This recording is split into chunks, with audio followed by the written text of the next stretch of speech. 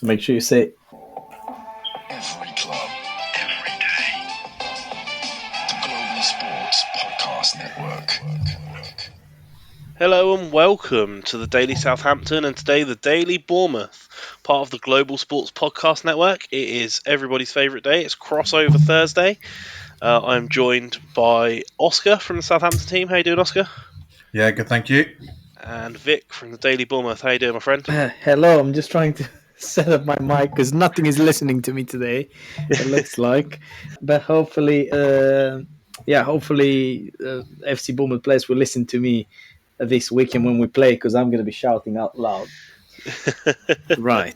That's it. Let's get straight into it, and we'll start by asking you a bit about Bournemouth. I'm sure you're feeling really good with the season so far. Would you say it's exceeded expectations, or was this exactly what you were thinking would happen? Definitely exceeded. One of the episodes we did the pre-season, I did predict that Bournemouth will finish in position number 8, which is still possible. But with the way we are playing this season so far, I think we can do better than 8th. Definitely. I couldn't anticipate this kind of play, this position being in the 7th on the table with only 3 points less than the 4th ranked one. And now with the chance as well to be able to play Europe next year, dreams are very big. Yeah, it's a good run you found yourself on, and even struck down with some injuries and still seem to be fighting through and knocking on and getting the results through the door. I was scared, to be honest, with 8 players being out due to the injuries. I was scared how are we going to carry on with the season, obviously without 2 strikers, with both being injured. And then Dango stepped in, who's I've never seen, since I support Bournemouth, I've never seen him playing a striker, right? He came on first game, second game, third game, hat-trick. Bang, unbelievable. And I really thought we were going to sign a striker in this winter transfer period, which we did, the 18-year-old, but he did stay in FC Lorient on loan till the end of the season. So, we're pretty much the same, and we're going to have to play like this until the end of the season and see whatever that brings. And, coming up to the weekend, how are you feeling about the game? Are you feeling like there's any sort of hope for us that you might look past us and think that it's too easy and have a bit of an banana peel, or are you likely to take it quite seriously? No game is too easy in Premier League, let's be honest. Any team can beat any team, especially since you got a new coach. He seems to be doing better than the previous one. Obviously, you had this run when, was it in 16 games they only got 2 points, something like that. So it was quite rough for Southampton, and it will be interesting to see what the new coach will bring till the end of the season. You still got the chance to stay in the Premier League. Chances are low, but you still got the chance. Theoretically, it's possible. But what I can say, surely from our side, if you get relegated, we won't be seeing you next year. Maybe in the Cup. But not in the Prem. I think it's really interesting. I think you've almost carbon copied what we did a few years ago when we had Nigel Adkins, really popular. Club made an unpopular decision to get rid of him, brought in some fella from Spain that no one's ever heard of. Uproar at the club, really upset that we've got rid of this good coach, and then all of a sudden he's just taken you to another level, and it just seems it's a really from our perspective, I'd say enjoy it, because it's it's going to be a good like few seasons. I'm not going to lie, it does feel, and as long as we can keep as many players and the coach, let's see how far we can get, because anyway Iraola at the moment is punching above his weight, and it just everything feels like, I don't even know. It's when because I go and watch every home game, and if I can, I go and watch aways, but rarely. And even at the home games, fans are not, let's say, they don't have too big expectations. Like, we know that we're going to do something, and we start the game with knowing that we're going to do something. Even if we miss a chance or two, the fans don't get really disappointed because they know that the players won't stop until the end. And this is what I think carries the whole team, the whole high press and everything. And as I said in one of our previous episodes, I got my passport ready. So hopefully I'll travel a bit more next year. And are you feeling optimistic like that is going to be the case, or or do you think that there's sort of a down blip in the season yet to come? How realistic are you thinking European spots are at this point? It's gonna be tough. Again, depends on the number of points, on the number of teams from the other leagues. Because last year, if I remember, we had 8 spots in Premier League that were leading to the Europe. So with eighth position playing in the conference, so even the conference would be a good start because Bournemouth's never played any European competitions. Now, if we get qualified for the Europe, we definitely need more players. We need more depth in the squad, and with the players at the moment, it's going to be really difficult, to be able to play the Premier League, the Cup, and the Europe.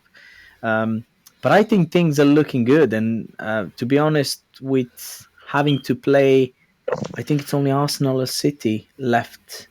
You can say United as well for bigger teams, but we've beaten them 3-0 away. So I'm sure it's going to be an interesting game to see in Vitality when they come. But apart from that, it's the schedule is all right. It's not tough. It's not bad. It's something that we can get the points from. And I think, is it 14 games left until the end of the season, if I'm right? Yeah, from 14 games, if we get Yeah, 30 points, I'm more than happy. I'm more than happy because with 30 points from 14 games, we would be with 70, and then that will definitely take us to Europe. But let's see. yeah. Well, I'm certainly enjoying watching you this season and watching how you unfold. I know that perhaps between some of our fans there might be some animosity, but I like seeing Bournemouth do well. Personally, I think it's good. Uh, it's great to see some of the sort of underdogs punching above their weight, and long Underdogs, may it yeah. continue. I'm still hopeful that you'll do really well all of the other games except Saturday. But maybe we'll come back to that and we'll talk a bit more about our season and Saints after a message from our partners at Zencastr. So here at the Global Sports Podcast Network, we spent a lot of time selecting our delivery platform, and Zencastr came out the clear winner with 4K video recording from your phone and AI editing that automatically removes all those ums and ahs. It's super easy to start a podcast that sounds great and is delivered efficiently. If you're ready to tell your story, check out the link in the show description to learn more about Zencastr. Okay, Vic. So we've done a lot of talking about Bournemouth, but I'm gonna Yeah, hand let's the talk a reins bit over about, to about you yeah, let's talk a and bit see if about. you've got I'm anything going to to ask the ask her. questions now. Right, how do you feel after the last 6 games being defeated at home? How do you feel about? Is it 7 lucky number going to be for you, or what do you think I that would the have game will bring? I would have been optimistic and thought that we might have got something out of this game had we beaten Burnley. I think it could have been a real springboard to sort of at least just to scramble past the points, the Derby record, and maybe just to get a few points on the board and give a glimmer of hope. But unfortunately, the hope died pretty quickly. So, yeah, I'm not particularly confident. It's not the best team you want to come into off the back of that, and I think it's not the fan base again. If I'm honest, from people I've spoken to. I mean, it's you're only 7 points away from the team above you, and then looking at the last few teams on the table, like you can still get that 17th position, which will have you stay in the league. We've seen everything. We've seen Leicester winning the league. Hello, so why not? And that's why I say about Bournemouth this season. If we are where we are in 24 games, we might be able to play Europe. Why not? Why not now? Why wait? So anything is possible now. Things can turn around pretty easily. And to be honest with you, I think we're gonna win, but um, considering that obviously you're still gonna fight to try and stay, and Bournemouth as a team who everybody travels in their cars to watch the game to Southampton. It's definitely gonna be interesting, and I would be happy even with a draw, because Yeah, knowing that you really need it. It's definitely. I think both teams will go all in. Yeah, it's definitely one of those things where we really need to get the monkey off our back, especially when it comes to home form. And because we've been so dismally poor at home in really recent memory, it's not going to take a lot to knock the confidence in the stadium. So hopefully we can put on some sort of performance that can hold that together, because I really think that's going to be a key part. And Burnley has probably gone a long way to undoing a lot of the positivity that might have come off the back of that Ipswich win. Yeah, So Burnley. it's a real shame. But then we were still quite rotated against Burnley, and we didn't really play to the sort of picture that we've seen set up so far. So if we can go back to what we did at Ipswich and be a bit more pragmatic and create a bit more, then That is one hopefully we thing I'd won't be say. completely battered. Yeah, looking at our squad, I mean, we don't. One thing we actually can't really complain about, touch wood, is that we haven't really, other than Ramsdale, been hit too hard with injuries this year in a massive way. I know we've got a bit of a issue at centre back at the moment, but actually looking at the team that I think we will have available, it's pretty much full strength back to it now. So it's given me a bit more cause for optimism. To be fair, Who do you think will be your shining star on Saturday? I think Sulemana has been Sulemana. really impressive for the last few weeks. To be fair, and since Juric has come back in, actually, it's given him a bit of a new lease of life. So I think he's probably the one to watch in terms of creating something and making it happen. The question is just if there's anyone to actually finish it. And Wellington as well, to be fair, has come in January, and he I think was in one of the teams of the week this week, despite everything.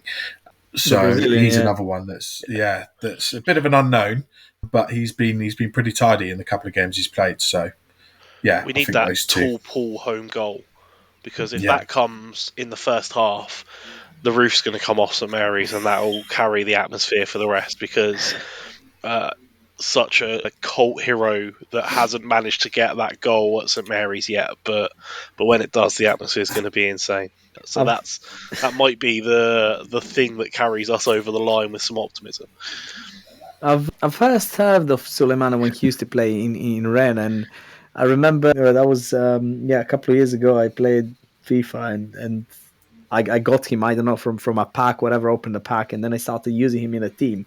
And he was quite quick, like, it was all about pacey players and all that, and no one could ever catch him. And then obviously with the new FIFA now you can upgrade the players and all that, and he's looking very good. So I think he might be your key player, actually, Kamaldeen Suleimana, on the weekend. Uh, Hopefully you won't score first, so you'll have to chase us. If the halftime ends as a draw, 0-0, second half will be definitely, you know, more interesting to watch, and because you have nothing to lose. We For Iraola, every game is important, no matter if it's a cup or is it a Premier League game. Even if we're playing the last place team on the table, Iraola really takes things seriously, and um, I think both teams will, if not from the start, will second half will give 100%, and there surely will be goals. Yeah, I think that it's pretty safe to say that there could be goals. I'm just optimistic that some of them will be ours. Okay, well, that brings us pretty nicely to a break. So after that, we'll come back with some predicted scorelines and how we actually think it's going to get on. But first, a message from our partners at the Global Sports Podcast Network. So this podcast is part of the Global Sports Podcast Network, the only network bringing you exclusive daily news and views on your Premier League team, the Premier League, women's and fantasy football. A unique listening experience that puts fans first, bringing you the very latest breaking news from your team. Subscribe wherever you get your podcasts and make us your first listen every day. Global Sports Podcast Network. Every club, every day. That dreaded time of the episode where we come to score predictions. Vic, as our guest today, I'm going to throw you under the bus first. How do you see it playing out when the dust settles on Saturday? 1-0 to Bournemouth, 1-1, 2-1. We're gonna score in the last 10 as we usually do. We've got that talisman last 10 minutes of the game that we know to score the goal, and I think that's what's gonna happen. Probably one stupid mistake from Southampton defenders, and I can see it going in as 2-1 and Bournemouth taking away all 3 points. we've been pretty lucky with playing in the last scoring goals in the last 10 minutes, and especially that comeback against Everton that no one will forget, and then getting later in the season 3 out of 3 against Everton, winning wise. So yeah, definitely 2-1. So over 2.5 goals for the bookies, and Bournemouth winning, both teams scoring. So yeah, and I think Brooksy will score again against Southampton, That would be the and poetic part of football coming into play, I'm sure. the poetic, and Clavet will get back on the score sheet as well. So Clavet and Brooksy for Bournemouth, and 2-1 away win. Based on some of your form in January, I think a lot of our fan base would probably take a 2-1 loss instead of 5-0 or 4-1. Oscar, you feeling optimistic? To be fair, I was quite similar to the route that you went down, Vic. I agree that I think I've noted down Brooks. I think he's going to score. I think I don't know if you've got anyone that's due a goal that's in a massive goal drought, because they would definitely score. We tend to be good at doing that.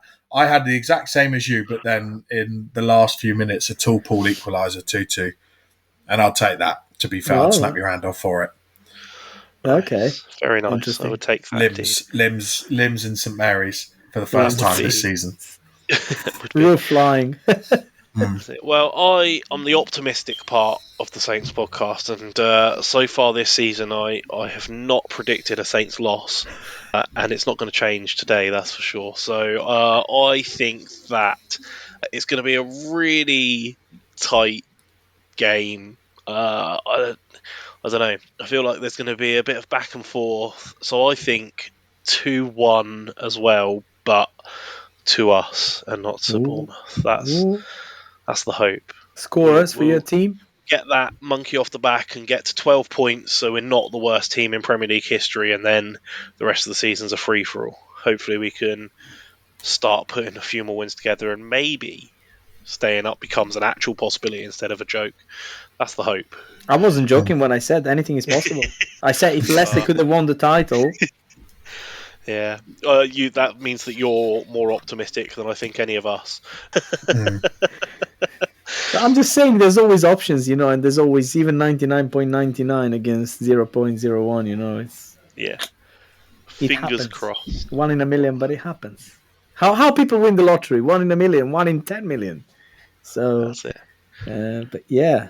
That's it. Well, unfortunately, that is all we've got time for today. Slightly compact episode due to some time constraints. But Vic, thank you very much for joining us. After Saturday, I hope you have the best rest of the season and do end up in the European places. But I hope that we do at least set that back a bit on Saturday. Oscar, as always, thanks for joining me. Thanks everyone for listening. Give us a follow on all the socials and go and give the Daily Bournemouth a listen. Thank you, everyone, and we will see you all tomorrow. Guys. Follow. Bournemouth's the team to follow. Every day. The Global Sports Podcast Network.